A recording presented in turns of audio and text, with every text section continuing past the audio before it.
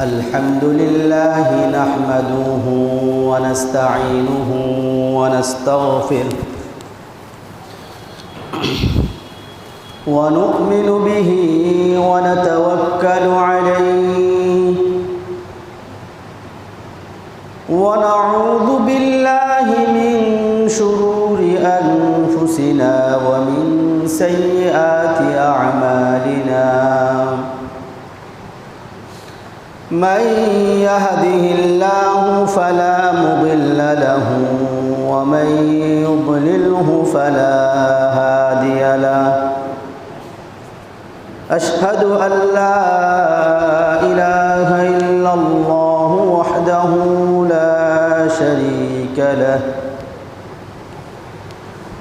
لا وزير له ولا نذير له ولا مثل له ولا مثال له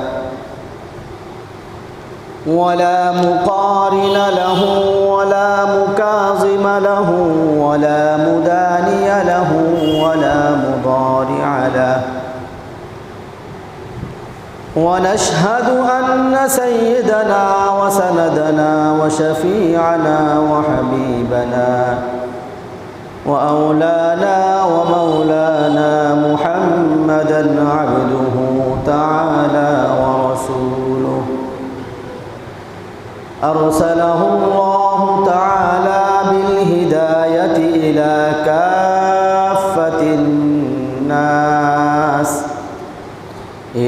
كافة الناس بشيرا ونذيرا وداعيا إلى الله بإذنه وسراجا منيرا أما بعد فأعوذ بالله من الشيطان الرجيم بسم الله الرحمن الرحيم ولله على الناس حج البيت من استطاع إليه سبيلا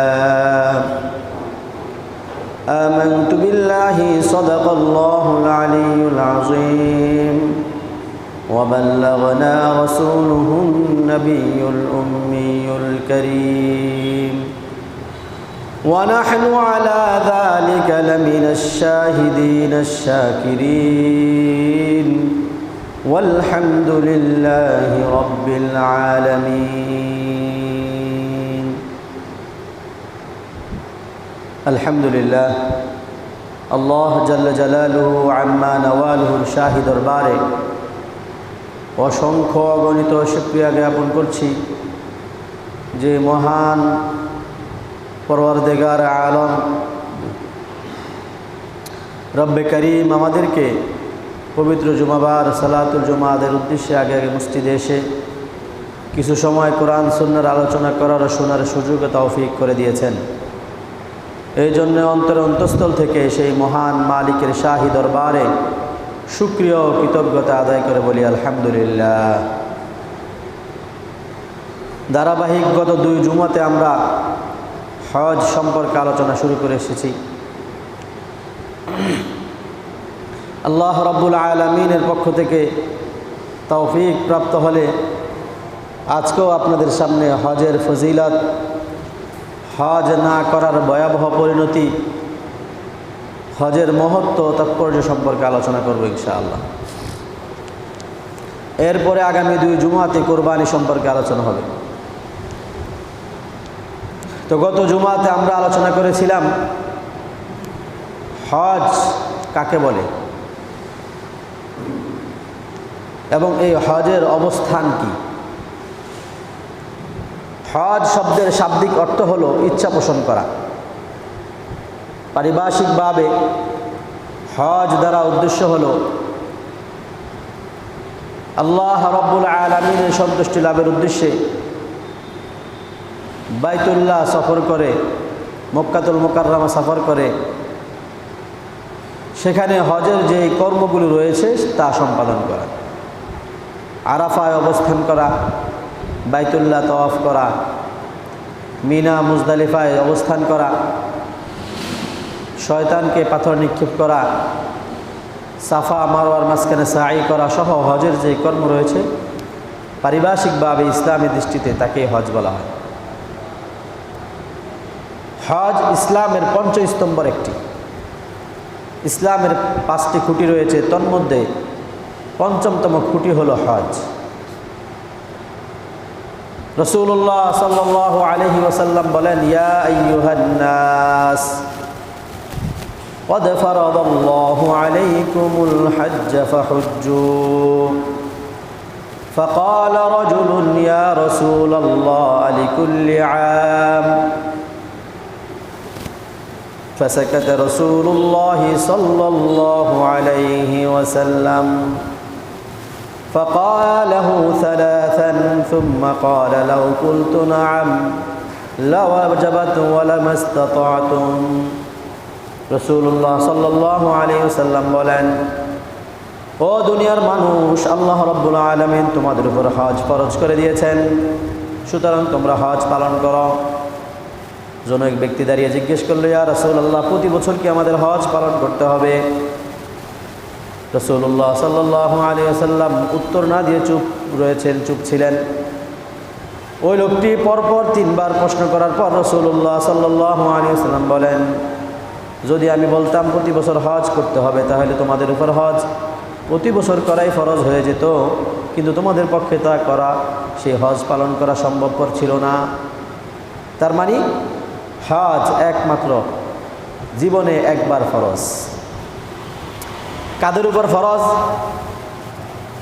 যেই ব্যক্তির উপর 5টি শর্ত পাওয়া যাবে, অর্থাৎ ওই ব্যক্তি মুসলমান হতে হবে, জ্ঞান সম্পন্ন হতে হবে, 3 নম্বর হচ্ছে সেই ব্যক্তি বালেগ হতে হবে, সাবালক হতে হবে, 4 নম্বর হলো আর্থিকভাবে সামর্থ্যবান হওয়া, 5 নম্বর শারীরিকভাবে সামর্থ্যবান হওয়া। আর্থিকভাবে সামর্থ্যবান হওয়া দ্বারা উদ্দেশ্য হলো, কোনো ব্যক্তি যদি তার নিজ বাসগৃহ যেখানে সে অবস্থান করে সেখান থেকে সফর করে মক্কা মুকাররমায় গিয়ে আবার ফিরে আসা পর্যন্ত রাস্তার খরচ, যাতায়াত ভাড়া এবং এই সময়ে তার যে খাবার তার ব্যবস্থা থাকে এবং তার পরিবার পরিচালনার যে নিত্য প্রয়োজনীয় বস্তু রয়েছে সেগুলোরও ব্যবস্থা থাকে, তাহলে তার উপরে হজ ফরজ হয়ে যায়। অনেক মানুষ আছে যাদের উপরে হজ ফরজ হয়ে গিয়েছে, কিন্তু অবহেলায় হেলায় খেলায় সময় নষ্ট করে আমরা এই হজ পালন করা থেকে দূরে আছি। যে ব্যক্তি হজ পালন করবে, হজ পালন করলে আল্লাহর পক্ষ থেকে দেওয়া দায়িত্ব ফরজ বিধান পালন করার পাশাপাশি আল্লাহ রাব্বুল আলামিন তার জন্য অনেক পুরস্কার রেখেছেন। তিরমিজি শরীফের 811 নম্বর হাদিস, قال رسول الله صلى الله عليه وسلم من حج فلم يرفث ولم يفسق غفر له ما تقدم من ذنبه। রাসূলুল্লাহ সাল্লাল্লাহু আলাইহি ওয়াসাল্লাম বলেন, যে ব্যক্তি হজ করলো এবং হজে গিয়ে কোনো ধরনের অশ্লীল কথা বলেনি এবং কোনো গুনাহের কাজ করেনি। এখন তো আমরা হজে গেলে মোবাইলে ছবি তোলার হিড়িক পড়ে যায়, গুনাহের কাজ আমাদের দ্বারা সংগঠিত হতেই থাকে। তাহলে যে ব্যক্তি হজে গিয়ে অশ্লীল কথা বলে, কবিরা গুনাহ করে, গুনাহের কাজে লিপ্ত হয়, সেই ব্যক্তির জন্য ফজিলত নয়। কি ফজিলত? গুফির লাহু মা তাকদ্দামা মিন যামবি, আল্লাহ রাব্বুল আলামিন তার পিছনের যত গুনাহ আছে সমস্ত গুনাহগুলো ক্ষমা করে দিবেন। 2টা শর্ত। 1 নম্বর, হজে গিয়ে অশ্লীল কথা বলা যাবে না। 2 নম্বর, হজে গিয়ে গুনাহের কাজ করা যাবে না। অশ্লীল কথা এবং গুনাহের কাজ থেকে বিরত থাকতে পারলেই এই হজ মাকবুল হজ হবে, আল্লাহর কাছে গ্রহণযোগ্য হজ হবে। স্বাভাবিকভাবে ইসলামের ভিত্তিগুলোর মধ্যে 1 নম্বরে রাখা হয়েছে ঈমান। ঈমানের পরে নামাজ, এরপরে রোজা, তারপরে যাকাত, সর্বশেষ হজ। এর কারণ কি? কারণ হচ্ছে ঈমানের মাধ্যমে একজন বান্দা আল্লাহর পরিচয় লাভ করে। যে আল্লাহকে চিনে না, আল্লাহর বরত্ব সম্পর্কে জানে না, আল্লাহর কুদরত সম্পর্কে জানে না, আল্লাহ রাব্বুল আলামিনের ক্ষমতা সম্পর্কে জানে না, সে তো ঈমান আনা তার পক্ষে সম্ভব নয়। তো একজন মুসলমান যে সে অবশ্যই আল্লাহর বরত্ব, মহত্ব, কুদরত সম্পর্কে জানে, তো ঈমানের মাধ্যমে আল্লাহ তাআলার পরিচয় লাভ করে। এরপরে পরিচয় লাভ করার পরে দ্বিতীয় নম্বর নামাজ। নামাজের মাধ্যমে তার সাথে আল্লাহর সাথে সম্পর্ক তৈরি হয়, কথোপকথন হয়। এই জন্য হাদিসে এসেছে ক্বালা রাসূলুল্লাহি সাল্লাল্লাহু আলাইহি ওয়াসাল্লাম আস-সালাতু মি'রাজুল মুমিনিন। নামাজ হলো ঈমানদারের জন্য মেরাজ। যেমনিভাবে মেরাজে গিয়ে রাসূলুল্লাহ সাল্লাল্লাহু আলাইহি ওয়াসাল্লাম আল্লাহর সান্নিধ্য লাভ করেছেন, আল্লাহ তাআলার সাথে কথোপকথন করেছেন, কথা বলেছেন, ঠিক তেমনিভাবে সালাতে দাঁড়িয়ে, নামাজ দাঁড়িয়ে বান্দা আল্লাহর সাথে কথা বলে। বান্দা যখন প্রতিটা কথা বলে আল্লাহ রাব্বুল আলামিন উত্তর দেয়। বান্দা যখন বলে আলহামদুলিল্লাহি রাব্বিল আলামিন, আল্লাহ তাআলা উত্তর দেয় হামিদানি আবদি।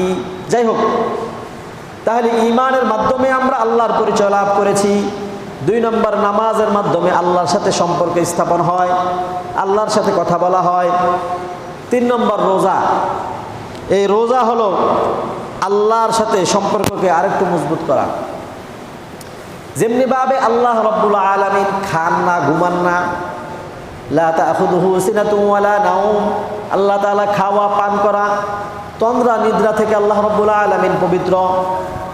তো একজন মানুষ রমজান মাসে এই 2টা জিনিসকেই কন্ট্রোল করে। রমজানে 2টা ইবাদত মৌলিকভাবে, রোজা রাখা, খাওয়া থেকে বিরত থাকা। 2 নম্বর ইবাদত হচ্ছে কিয়ামুল লাইল,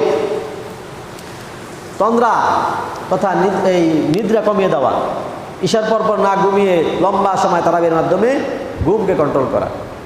তো একজন বান্দা আল্লাহর সাথে নামাজের মাধ্যমে দৈনিক 5 বার কথা বলার দ্বারা তার সাথে আল্লাহর যে সম্পর্ক স্থাপন হয়, বছরে 1 বার সে খাওয়া এবং নিদ্রাকে কন্ট্রোল করে আল্লাহ রাব্বুল আলামিনের মহাব্বতে আরো গভীরে চলে যায়। 4 নম্বরে যাকাত আদায় করা। আল্লাহ রাব্বুল আলামিনের বান্দাদের পিছনে খরচ করার মাধ্যমে আল্লাহ রাব্বুল আলামিনের নৈকট্য লাভ হয়। দুনিয়াতে যদি কারোর সাথে কারো মহাব্বত হয়, ভালোবাসা সৃষ্টি হয়, তখন সেই মহাব্বত ও ভালোবাসা সৃষ্টির জন্য 1 নম্বর প্রয়োজন হলো যার সাথে মহাব্বত ও ভালোবাসা সৃষ্টি হয় তার পরিচয় লাভ করা। 2 নম্বরে যদি তার পরিচয় পেলাম, তার সাথে জীবনে কথা বলা হলো না, তাহলে এটা মহাব্বত বা ভালোবাসা হয় না। দ্বিতীয় স্তর হলো তার সাথে কথা বলতে হয়। কথা বলতে বলতে এক পর্যায়ে যখন ভালোবাসা একটু গভীরে চলে যায়, তখন প্রেমিক বা প্রেমিকার মধ্যে যেই গুণগুলো আছে, প্রেমিক সেই গুণগুলো নিজের মধ্যে ধারণ করার চেষ্টা করে। 4 নম্বরে একজন আরেকজনের জন্য খরচ করে। তো এই 4টা স্তর ইসলামের মধ্যে একজন ব্যক্তি আল্লাহর সাথে মহাব্বতের সম্পর্ক হবে। এটাই তো আল্লাহ রাব্বুল আলামিন চেয়েছেন এবং দুনিয়া সৃষ্টির মূল উদ্দেশ্য। তাহলে ঈমানের মাধ্যমে আল্লাহর সাথে পরিচয় হয়, নামাজের মাধ্যমে আল্লাহর সাথে সম্পর্ক স্থাপন হয়, রোজা পালনের মাধ্যমে বান্দা নিজের মধ্যে আল্লাহর গুণগুলো ধারণ করার চেষ্টা করে, যাকাতের মাধ্যমে আল্লাহর বান্দাদের জন্য খরচ করে। আল্লাহর জন্য তো খরচ করার সুযোগ নেই, দুনিয়াতে তো প্রেমিক প্রেমিকার জন্য খরচ করবে, এখানে তো বান্দার পক্ষে আল্লাহর জন্য খরচ করার সুযোগ নেই। এই জন্য যাকাত আদায়ের মাধ্যমে বান্দা যখন গরিব অসহায় মানুষকে, আল্লাহর সৃষ্টি মানুষকে আল্লাহ রাব্বুল আলামিনের আদেশ অনুযায়ী মানুষদের মাঝে দান করে, এটা আল্লাহর জন্য খরচ করা। 5 নম্বর স্তর হলো সরাসরি সাক্ষাতের সময়। আল্লাহর সাথে তো কথা হয়েছে কিন্তু দেখা হয়নি, আল্লাহর জন্য খরচ করা হয়েছে কিন্তু দেখা হয়নি। আল্লাহর সাথে সাক্ষাতের মাধ্যমে একজন বান্দা তার প্রেমের চূড়ান্ত পর্যায়ে পৌঁছে যায়। তো মানুষের পক্ষে আল্লাহর সাথে সাক্ষাৎ করার একটি মাত্র রাস্তা, সেটা হলো মৃত্যু। এই জন্য যারা প্রকৃত ঈমানদার তারা মৃত্যুকে কখনো ভয় পায় না, মৃত্যুকে কখনো তারা মৃত্যু থেকে পলায়ন করে না। হাদিস এসেছে ক্বালা রাসূলুল্লাহি সাল্লাল্লাহু আলাইহি ওয়াসাল্লাম আল মাউতু তুহফাতুল মুমিন মৃত্যু হলো ইমানদারের জন্য উপহার স্বরূপ। কারণ বান্দা সারা জীবন যে আল্লাহর সাথে প্রেম করেছে, 5 ওয়াক্ত সালাতে, নফল সালাতে, তাহাজ্জুদে যে আল্লাহর সাথে কথা বলেছে, যে আল্লাহর জন্য দান সদকা খয়রাত করেছে, সেই আল্লাহর সাথে সাক্ষাতের মাধ্যম হলো মৃত্যু। দুনিয়াতে মৃত্যুর আগে আল্লাহর সাথে সরাসরি সাক্ষাৎ করা সম্ভব নয় বিদায় আল্লাহ রাব্বুল আলামিন বান্দাকে তার ঘর জিয়ারতের মাধ্যমে এই সাক্ষাতের যেই আগ্রহ, মনের আবেগ, এটাকে কিছুটা নিয়ন্ত্রণ করার সুযোগ দেয়। এবং আপনি দেখবেন একজন মানুষ মারা গেলে তাকে যেই ধরনের পোশাক পরানো হয়, হজে গেলেও সে সেই ধরনের পোশাক পরেই যায়। কাফনের কাপড় যেমনিভাবে সিলাইবিহীন হয়, ঠিক তেমনিভাবে ইহরামের কাপড়ও সিলাইবিহীন। কেন সিলাইবিহীন কাপড় হজে পরতে হয়? কেন? আল্লাহ রাব্বুল আলামিন স্মরণ করিয়ে দিচ্ছেন যে তোমাকে একদিন এমন সিলাইবিহীন কাপড় পরে দুনিয়া থেকে বিদায় নিতে হবে। স্বাভাবিকভাবে নামাজ পড়ার সময় ধনী মানুষ দামি পোশাক পরে আসে, অসচ্ছল গরিব মানুষ স্বাভাবিক পোশাক পরে আসে। এই পোশাক দ্বারা নামাজ অবস্থায় বোঝা যায় কে ধনী কে গরিব। কিন্তু মৃত্যুবরণ করলে কাফনের কাপড়ের মধ্যে ধনী আর গরিবের পার্থক্য থাকে না। এই পার্থক্যটি মৃত্যুর পরে যেমনিভাবে শেষ হয়ে যাবে, দুনিয়াতে থাকতেই আল্লাহ রাব্বুল আলামিন বান্দাকে হজের আমলের মাধ্যমে স্মরণ করিয়ে দিতে চায়, এই দুনিয়াতেই তুমি ধনী হলো তোমার যেই পোশাক, তুমি যেই পোশাকে হজে এসেছ, আর একজন গরিব অসহায় কৃষক শ্রমিক ক্ষেতমজুর সেও সেই পোশাকেই আমার ঘরে হাজির হয়েছে। পোশাকের মাধ্যমে কাউকে ধনী কাউকে গরিব নির্ণয় করার সুযোগ নেই। এমনিভাবে মৃত্যুবরণ করলে যেমনিভাবে একজন মানুষ দুনিয়ার আত্মীয় স্বজন থেকে সম্পর্ক ছিন্ন হয়ে যায়, কারো সাথে তার যোগাযোগ থাকে না, হজের সফরটাও এমন। এই সফরে তার আত্মীয় স্বজনের সাথে সম্পর্ক ছিন্ন হয়ে যায়। এখন তো আমাদের সময়ে বিমান এসেছে, যাতায়াত ব্যবস্থা আমাদের জন্য অনেক সহজ হয়ে যাওয়ার কারণে আমরা কেউ 20 দিনে, কেউ 25 দিনে, 30 দিনে, 40 দিনে হজ সম্পাদন করি। কিন্তু আগেকার যুগে আমাদের এই ভারতীয় উপমহাদেশ থেকে হজ করতে হলে যাইতে 6 মাস, আসতে 6 মাস, 1 বছর সময় লাগতো। জাহাজ যদি একটু উন্নত হতো, সবচেয়ে উন্নত হলে যেতে 3 মাস, আসতে 3 মাস, অর্থাৎ সর্বনিম্ন 6 মাস সময় তাকে হজে দেওয়া লাগতো। মোবাইলের যুগ ছিল না, মিনিটে মিনিটে ভিডিও কল, মিনিটে মিনিটে সেলফি, মিনিটে মিনিটে বাড়ির খোঁজখবর রাখা, হজে গিয়েও ব্যবসার খোঁজখবর রাখা, এই সুযোগ তখনকার যুগে ছিল না। অর্থাৎ কেউ যদি হজে যেত 6 মাসের জন্য কমপক্ষে তাকে দুনিয়া থেকে সম্পূর্ণ বিচ্ছিন্ন হয়ে যাওয়া লাগত।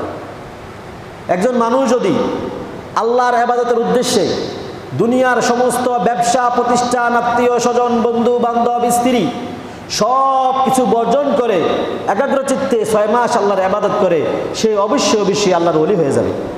আপনি চেষ্টা করেন না, হজের সফর বাদ দেন, যদি কোনো ব্যক্তি বাড়িতে একটা নির্জন রুমের মধ্যে আবদ্ধ থাকে বা মসজিদে এসে সে 6 মাস লাগাতার ইতিকাফ করে, এই সময় সে মোবাইল ফোন ব্যবহার না করে, কারোর সাথে যোগাযোগ না রাখে, সারাক্ষণ ইবাদত বন্দিকে থাকে, সে অবশ্যই একজন সুফি দরবেশ ও আল্লাহওয়ালা হয়ে যাবে।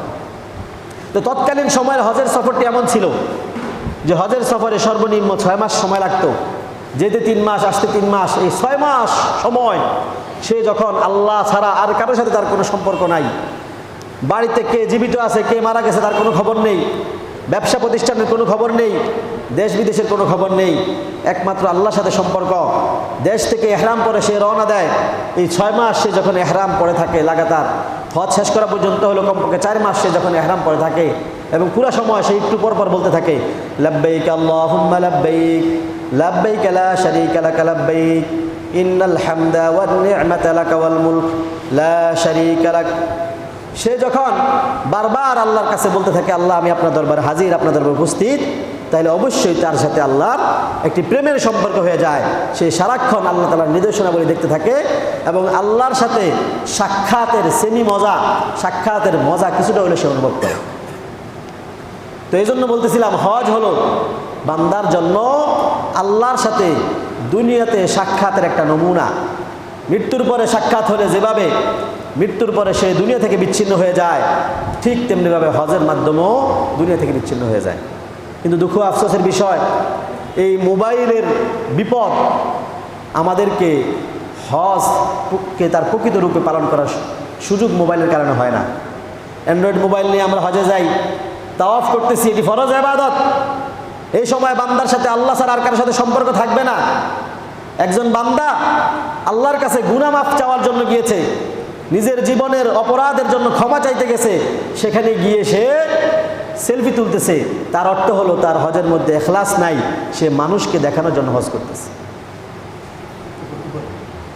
হজ করার পরে যত মানুষ নিজের নামের সাথে হাজি লেখে, আলহাজ লেখে, বুঝতে হবে এই নাম লেখাটাই প্রমাণ করে তার হজ কবুল হয় নাই।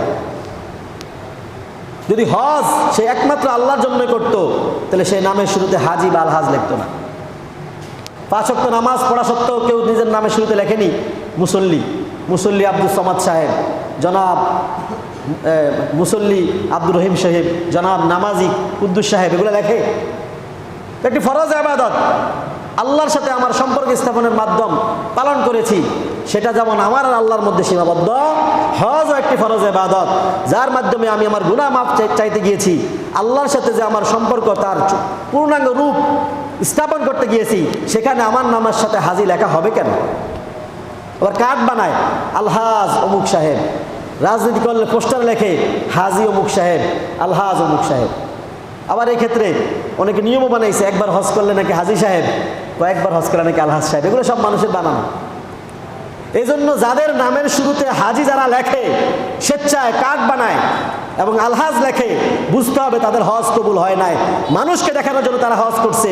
তারা যে হজ করেছে এটিকে আজীবন মানুষের সামনে প্রকাশ করে নিজের বেটাগিরি দেখাইতে চায়। এই হজ দিয়ে কোনো লাভ হবে না। হাদিস এসেছে, আল হজ্জুল মাবরুর লাইসা লাহু জাযাউন ইল্লাল জান্নাহ। মাকবুল হজ, কবুল হওয়া হজ, যেই হজ আল্লাহর কাছে কবুল হয়েছে সেই হজের প্রতিদান হলো জান্নাত। যে ব্যক্তির হজ কবুল হবে আল্লাহ রব্বুল আলামিন কবুল করবে। এই হজের বরকতে আল্লাহ রব্বুল আলামিন তাকে জাহান্নাম থেকে মুক্তি দিয়ে তার ঠিকানা জান্নাতে লিখে দিবেন। তাহলে আমরা যে হজে গিয়ে ছবি তুলি, সেলফি তুলি, প্রতিনিয়ত প্রতি মুহূর্তে সন্তানের খবর রাখি, বাবা মার খবর রাখি, ছেলে সন্তানের খবর রাখি, ওই হজ আমি কতটা আল্লাহর জন্য করলাম, কতটা সেখানে আমার একাগ্রতা আছে? এটা হজ্জে মাবরুর হবে কিভাবে? এই জন্য অপর এক হাদিসে এসেছে, মান হাজ্জা লিল্লাহি ফালাম ইয়ারফুস ওয়ালাম ইয়াফসুক রাজাআ কায়াউমিন ওয়ালাদাতহু উম্মুহু।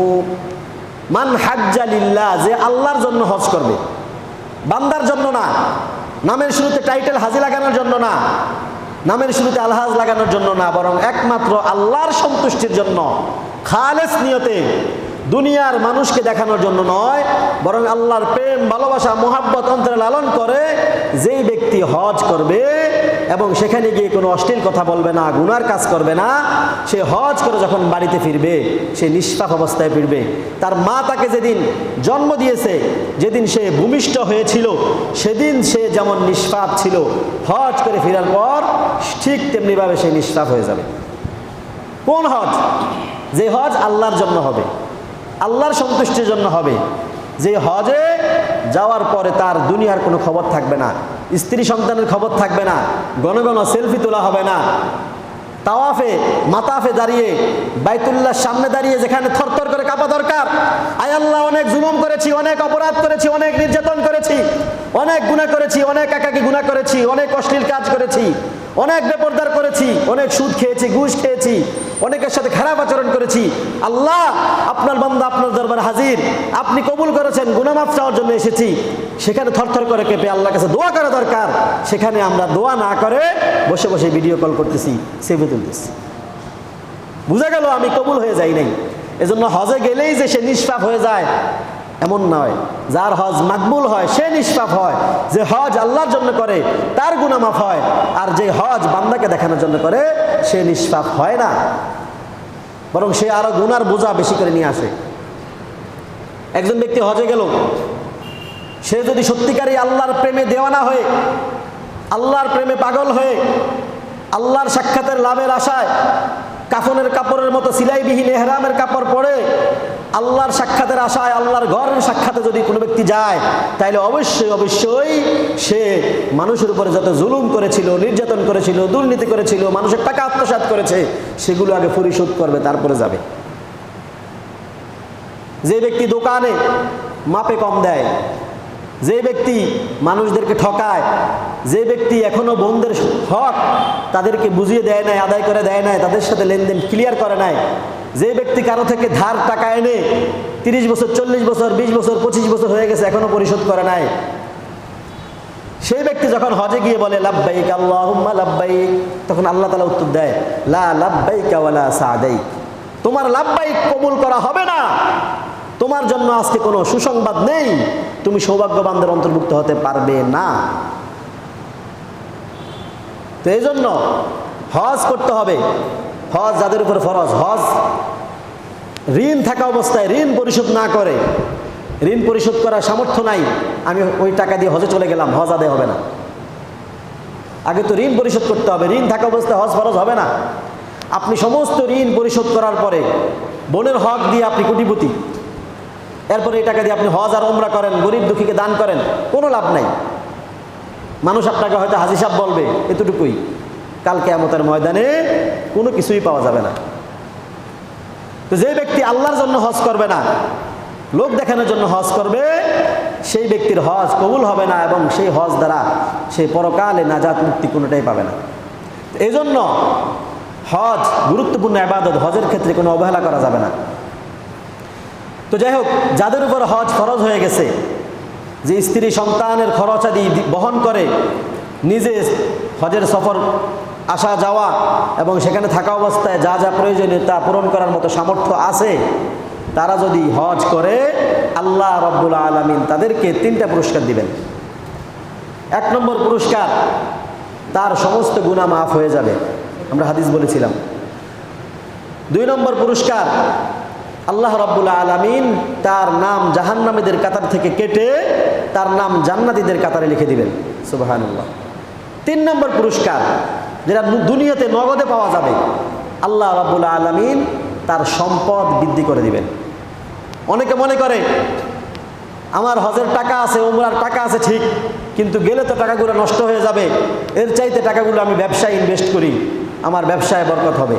কিন্তু দেখা যায় ব্যবসায় 5 লাখ টাকা ইনভেস্ট করলেন, 2-3 বছর খাটিয়ে এটি 20 লাখ 30 লাখ টাকা হলো, হঠাৎ করে আগুন লেগে একসাথে শেষ। তো এই জন্য বরকত হলো আল্লাহ রাব্বুল আলামিনের বিধান পালন করার মধ্যে। হজ আপনার উপর ফরজ হয়ে গেছে, এখানে অবহেলা করলে সম্পদ বাড়বে না, সম্পদ কমবে। এই জন্য হাদিসে এসেছে, ক্বালা রাসূলুল্লাহ সাল্লাল্লাহু আলাইহি ওয়াসাল্লাম তাবিউ বাইনাল হজ্জ ওয়াল উমরাহ ফাইন্নাহুমা ইয়ানফিয়ানিল ফাকরা কামা ইয়ানফিল কিরু খাবাতাল হাদিদ ওয়াল যাহাবি ওয়াল ফিজ্জা। রাসূল বলেন, তোমরা বারবার হজ করো, বারবার উমরা করো, সামর্থ্যবান হলে বারবার হজ করো, বারবার উমরা করো। কারণ যেমনি ভাবে কামারের দোকানের যে বাষ্প হয় যেটা দিয়ে বাট্টি, ওটা দ্বারা যেমনিভাবে লোহার জং দূর হয়, স্বর্ণকারের দোকানে যেমনিভাবে স্বর্ণের জং দূর করার জন্য বাট্টি ব্যবহার করে, ঠিক তেমনিভাবে হজ এবং উমরা যে ব্যক্তি বেশি বেশি করে, আল্লাহ রাব্বুল আলামিন তার জীবন থেকে দারিদ্রতাকে এমনিভাবে দূর করে দেন। কামারের ওইটার নাম কি, যেটা দ্বারা হাওয়া দেয়, এই বাতাসের দ্বারা যেমনিভাবে লোহার জং দূর হয়ে যায়, হজ এবং উমরা দ্বারা তেমনিভাবে দারিদ্রতা দূর হয়ে যায়। তো হজ ফরজ হয়ে গেলে ওই টাকা ব্যবসায় খাটিয়ে তারপরে 20 লাখ টাকা ব্যবসা দাঁড়িয়ে গেলে সেখান থেকে গিয়ে হজ করবো, আপাতত আমি হজ না করি, এমন চিন্তা করবেন না। বরং হজের সামর্থ্য আছে, এই অবস্থায় যদি আমরা হজ করে ফেলি, আল্লাহ রাব্বুল আলামিন আমার সম্পদ বৃদ্ধি করে দিবেন। যে আল্লাহ আরো 10 জনের চাইতে আমাকে একটু সম্পদ বেশি দিয়েছেন, আরো 10 জন হজে যাওয়ার সামর্থ্যবান হন নাই, তারা হাজারো আকাঙ্ক্ষা থাকা সত্ত্বেও, হাজারো চেষ্টা থাকা সত্ত্বেও তারা যেতে পারছেন না, আমি হজ করলে সেই আল্লাহ আমাকে সম্পদ অবশ্যই বাড়িয়ে দিবেন।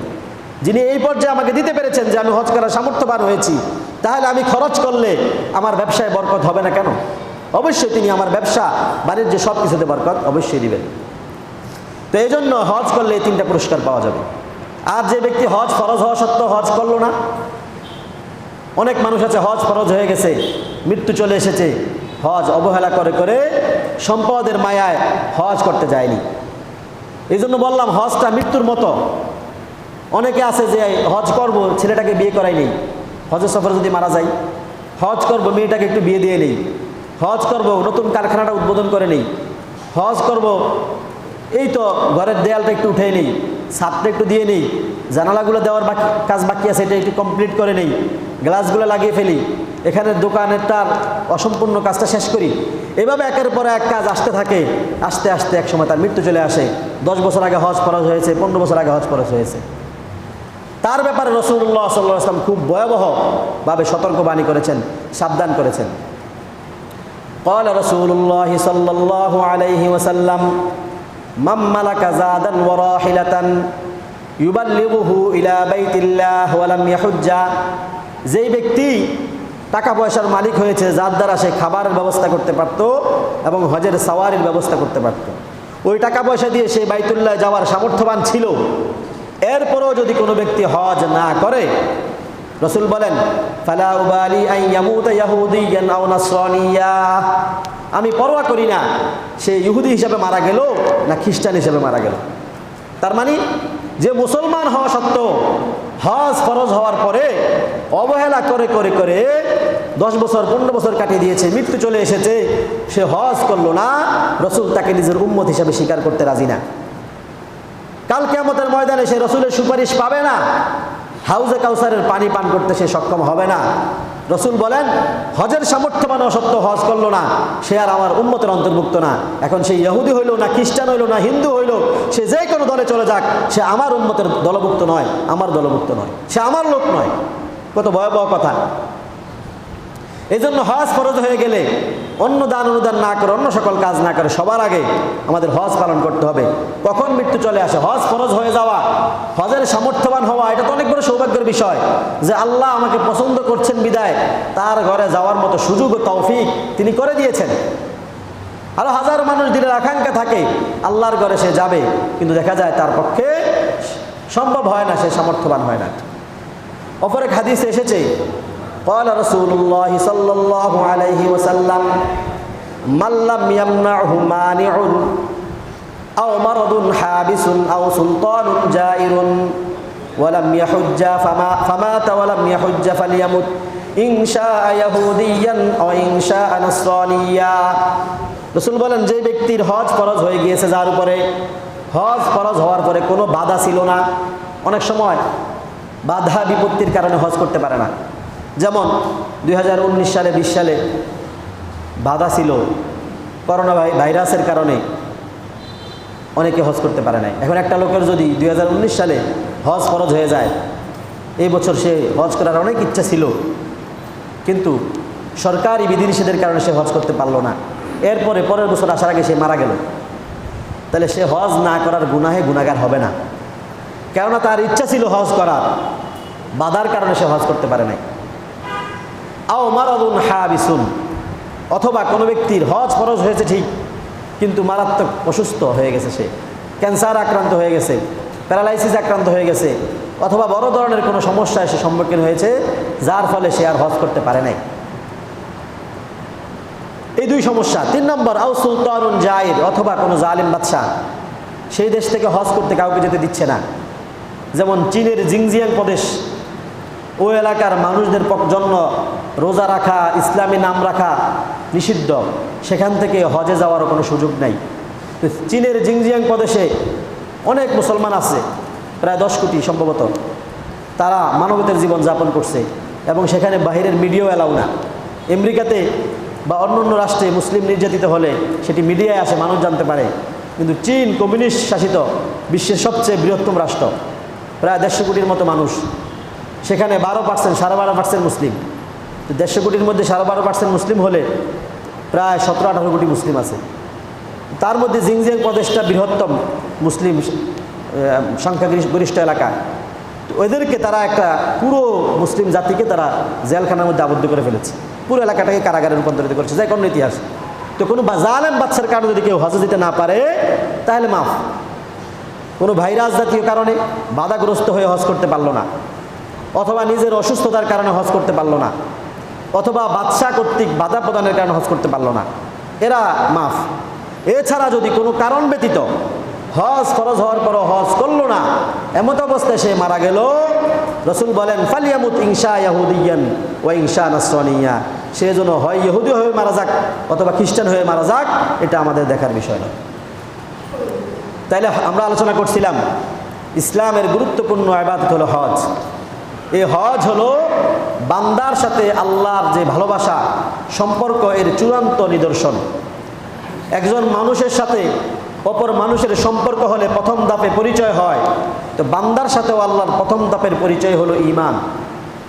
একজন মানুষের সাথে অপর মানুষের কথাবার্তা হয়, বান্দার সাথে আল্লাহর কথাবার্তার মাধ্যম হলো নামাজ। একজন মানুষের সাথে অপর মানুষের ভালোবাসা হলে প্রেমিক প্রেমিকার এক প্রেমিক আরেক প্রেমিকের বন্ধুর গুণগুলি নিজের মধ্যে ধারণ করার চেষ্টা করে, তো বান্দা সিয়াম পালনের মাধ্যমে আল্লাহ তাআলার গুণের কিছুটা ধারণ করার চেষ্টা করে। আল্লাহ তাআলা যেভাবে খান না, নিদ্রা যান না, বান্দাও না খেয়ে কম ঘুমিয়ে কিছুটা ট্রাই করে।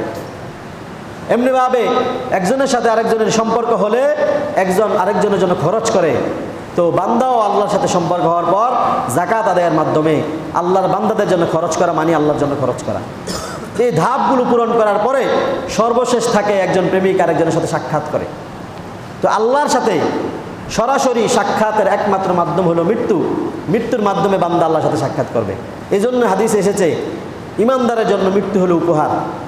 কারণ সে যার প্রেমে এত বছর ইবাদত বন্দেগী করে কাটিয়ে দিয়েছে, যার প্রেমে এত বছর নামাজ পড়েছে, যাকাত আদায় করেছে, সিয়াম পালন করেছে, তার সাথে সাক্ষাতের মাধ্যম।